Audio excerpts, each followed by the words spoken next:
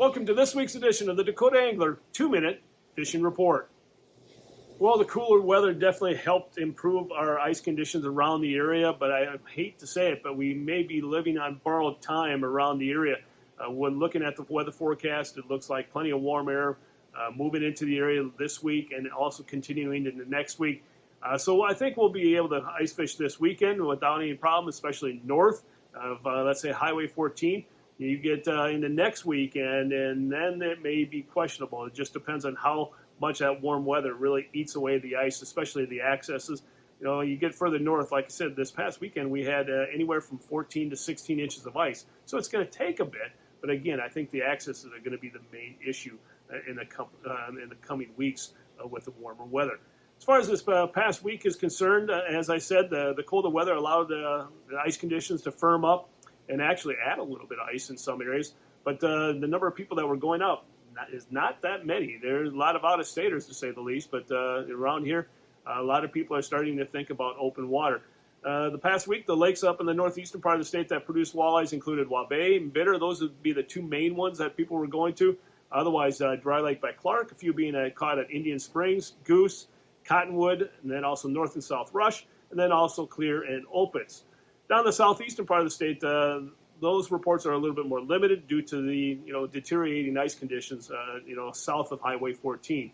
But again, a few were out and had a little bit of success on Dry Lake by Willow Lake, also Thompson, Ponset, very limited on Ponset, but also 81 Ponds, Sinai, and again limited there, and then also Whitewood. And when I say limited, I don't mean limited as far as walleye is concerned, limited action and limited mainly due to the ice conditions. The perch bite, I really didn't hear a lot of perch being caught this past weekend.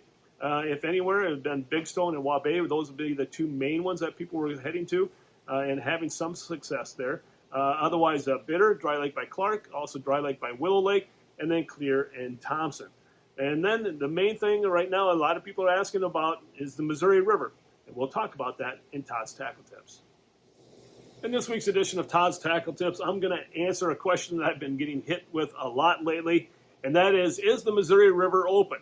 Well, not completely, folks. In some areas, and the main area that a lot of people are interested in is the Chamberlain area, and honestly, it is opening up from, let's say, the dam all the way down to the city. So a large chunk of the river, again, by this weekend is going to be completely wide open, and I think a lot of people are going to be heading out there because ice season is wrapping up, and people have that open water itch, and they want to scratch it.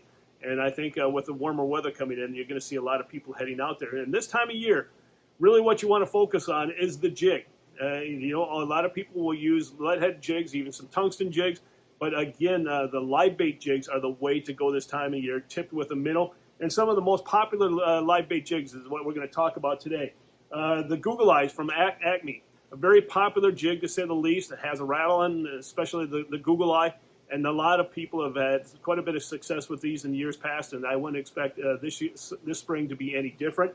Another one, it doesn't get really a lot of play around here. We sell a lot of these in other parts of the upper Midwest, like in Wisconsin and eastern Minnesota, but the Lindy live bait jig, unique shape, to say the least. Again, very, very popular in other parts of the country, and I think they will be very popular here this coming year. And again, this is not only a jig that you would use in the Missouri River all throughout the entire spring and all our bodies of water. Live bait jigs are the way to go. But a Lindy one, again, is something to keep in mind. For the Missouri River, and last year I don't think there was a more popular jig than the crystallized jig. Those crystallized jigs, we couldn't even hardly keep them in stock throughout the entire spring. Again, very, very popular, nice rattle, very nice look to them. Just a great action, to say the least. And again, these are not just for the Missouri River. They're good for any body of water you're thinking about. But live bait jigs are the way to go during the spring months. Again, a short shank hook tipped with a minnow. And it's deadly this time of year. And you're going to see a lot of people utilizing that type of presentation this upcoming weekend and the weeks to come out at the Missouri River. So again, if you're looking for some live bait jigs, check it out and check us out here at the store, or feel free to give us a call at 605-336-9132. Or check us out on the web, dakotaangler.com. And now it's time to take a look at a few photos that you sent in to me this past week.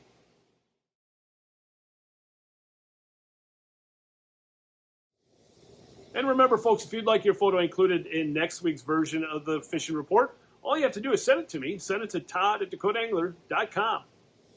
And folks, as you can see behind me, we're continuing to make the changeover to open water. We still have some ice fishing equipment out, obviously. We still got maybe a week or two of ice fishing left. But if you're thinking about making a trip out to Erie or even the river, as we talked about in the tackle tips, all you need to do is stop on by and take a look at a great selection of some of the crankbaits that we have on hand here. The Walleye Nation Reapers, you name it, we have it. The Bandits, custom colored Bandits. Stop on by and take a look at the great selection that you'll want to have in your tackle box for your next trip out there. If you can't make it to the store, as always, check us out on the web at DakotaAngler.com, or feel free to give us a call at 605-336-9132. Well, folks, that's this week's version of the 2-Minute Fishing Report. For Dakota Angler, I'm the owner, Todd Heitkamp, and as we say around here, fish on! We'll see you next week, and again, thanks for watching, folks. Stay healthy, and always stay safe.